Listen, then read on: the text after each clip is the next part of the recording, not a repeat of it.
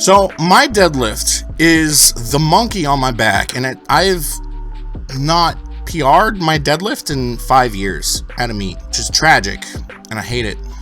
So my biggest issue with deadlifts is my grip strength. If you've been following me a while, you've noticed that I've kind of applied more grip strength and more principles, trying to get my grip a little bit stronger to help me deadlift better. This meet was done on a bar and people were complaining about the bar. I am not strong enough to know what the difference between this bar and any other bar is, so I had no complaints.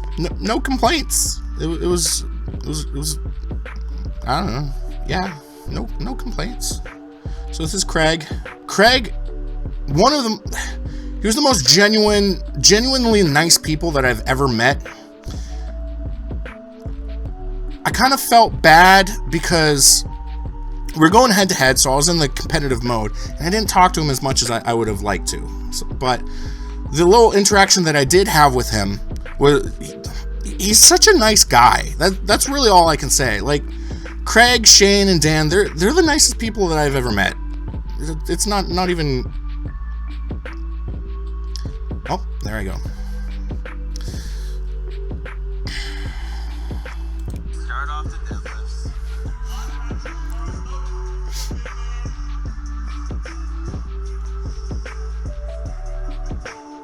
672 pounds on the bar for Patrick Maguire. Super wide grip, very strong man-like. So, I got called on soft knees for that, but I should have been also called for downward motion. The bar in my left hand slipped a little bit, and it was going out. It was going out. And I knew that if I locked my knees, it was coming out of my hand, and I would have hated myself and been very mad about it. So, my knees weren't completely locked out, and they'll say that. But one of the things that I want to point out is that they said that my grip is very wide, very strongman-like. But I have the same grip as Dan Bell, which basically just means I'm small. I'm a very small, delicate man. So let's rewatch that and do a little bit of a technical breakdown.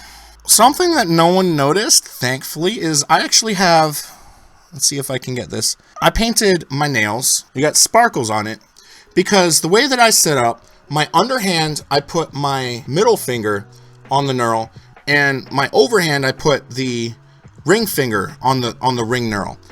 And there have been times where I walk up to the bar on meet day and I'm like, oh, I forgot how to set up. So I got this little cue going on. So when you set up on a deadlift and you got thick boy hands like me, what you want is you want to kind of pseudo hook grip the bar. You want the bar to go through your hand, and you want your thumb to be on top of your index finger, kind of like a hook grip kind of thing going on. I don't do that in this one, and I don't have enough chalk on my hands, so my grip kind of waffles.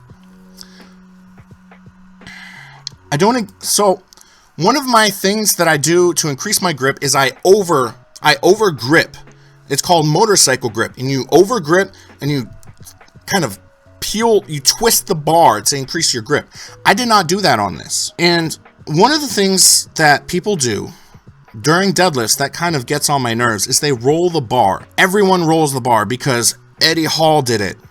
Eddie Hall did it because he's got a belly. I have a belly, so I have a little bit of rollage in my bar. If you don't have a belly, you don't need to roll the bar. Imitation is the best form of flattery, but oftentimes it's not really that good. There's a reason that my deadlift is bad, and this bar roll is part of it. So I set up, I got my grip. I get it. I have tremendous speed from the floor. All of my lifts, I focus on the first couple inches. And I just basically hope that the momentum from leaving the floor is just going to bring me past my weak points, and I'm just going to be able to lock it out. I have awful grindability. So you see it come off the floor, and it's all the way up, and you can see the bar dip right there. My knees are not locked. That is an invalid lift. I rightfully missed that lift. It was not a good lift whatsoever. So I retake 672.41. We get to see Craig again. Craig and I were going head to head. Craig was not happy with his performance. He went 3 for 9, which he completed the meet. He missed his first 2 squats due to depth, so he increased the weight, kind of like the multiply approach, and then he got it, which you don't hear about in Raw. He's just that much of a badass. Bench, he missed. It wasn't a strength issue. There's the muscle mummy there. It was a positioning issue, and his miss on second attempt at 606 likely led to his miss on the third attempt, just being gassed from such a awkward. Why do I still have this at quarter speed? We're not looking at it at quarter speed. Let's go normal.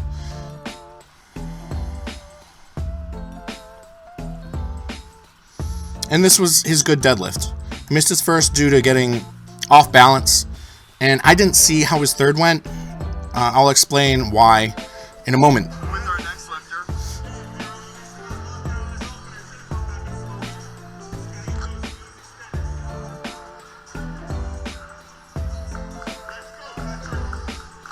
I really like the B-roll in this. Patrick Maguire also looking. So look, a little bit of motorcycle there. Really strong man.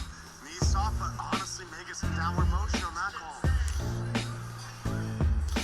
The lights didn't work, so we're waiting for thumbs. We got one white light, which is I think it's gonna make 2 white lights at least. We got 3 white lights. And you can see me hopping there. I noticed that.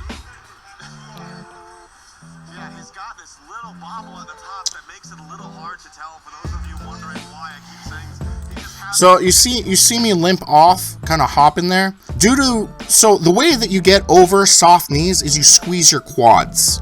And there was no way I was bombing out of this meet, so I squeezed my quads really hard. And I just squatted 1,014 twice, 1.9 times. I pulled my quad.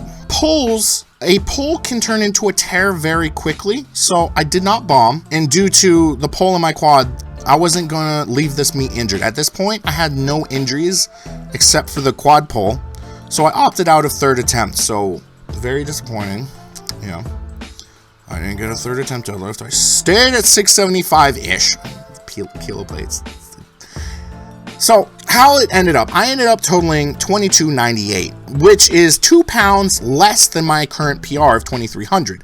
However, the difference in plates, the plates that made the available attempts go on, if I had squatted 1015, 610, and then 675, I would have totaled 2305. So I would have had a 5-pound total PR. So I am not discouraged. I'm a little frustrated because I flew down. I wanted to stay at least within 50 pounds of Dan Bell, and that just didn't happen. Dan Bell ended up totaling 2503, and I was 2298. So he beat me by 200 pounds, 205 pounds, reminding us who is king. But due to the attempt selection numbers, I would have had a 5-pound PR. But more importantly, I learned about the differences in the standards and the rules versus the past meets that I've done. So going forward, I can actually take the knowledge that I learned from this, take this knowledge of my failures, my transgressions, and apply it to my training, build the muscle memory around it. And then when I come back in 5.5 months at the American Pro in Virginia, Manassas, Virginia, I'm going to be able to total higher, almost guaranteed, because I'm going to do more than just get my second attempts. Also, my first attempts will be higher, my second attempts will be higher. We're going to end up PRing all over the place. It's going to be fantastic. You guys need to tune in. It's going to be awesome. But also, Dan Bell isn't going to be there. And the meet director is Micah Marino. So the two of the podium guys, the guys that podiums aren't going to be there, so there's a higher chance of me getting money. That'll be fantastic.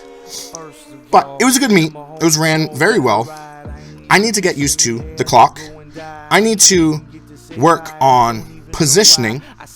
I mean, the position wouldn't have been as much of a different issue if I didn't squat to borderline depth. Like, if I squat to guaranteed depth, then the miscue in my form would have only brought me to borderline depth instead of out of depth. So I need to work. I'm going to sink it about 1/2 inch more, if not. I need to work on my hip mobility for that, my ankle mobility for that. I need to change the way in which I apply leg drive and focus more on that springing action than the kind of horizontal spinal compression method that I've been using in the past. And on deadlifts, I need to stop sucking dick. That's basically how that goes. I need to work on my grip strength, I need to work on my lockout strength, and I need to fucking PR. That's what needs to happen. Anyways, so that was how I did at the Ghost Clash. If you have any questions, I know this was kind of a longer video, write them below. I will try to answer as many questions as possible. And I hope that the information that I shared with you today will help you achieve some PRs as well. Like how it's going to help me achieve PRs. Because this is how, this right here is what you guys need to be doing with your own lifts. You shouldn't be videoing your lifts for the sake of posting it on Instagram. You should be videoing your lifts for the sake of looking at your technical breakdowns, looking at your cues, looking at your miscues, and fixing them. So, have a wonderful day. Your mom probably still misses me because I'm your mom's favorite powerlifter. And at the end of the day, you should really focus on the fact that penguins have a gland in their eye that filters out salt water. Because when they eat, they're chomping on krill, they're taking in a lot of salt water, and they need to filter out the salt so they don't die of dehydration. But that salt water isn't their main form of hydration. That gland just makes them sneeze out all the salt. Their main form of hydration is eating snow and runoff water. Patrick out.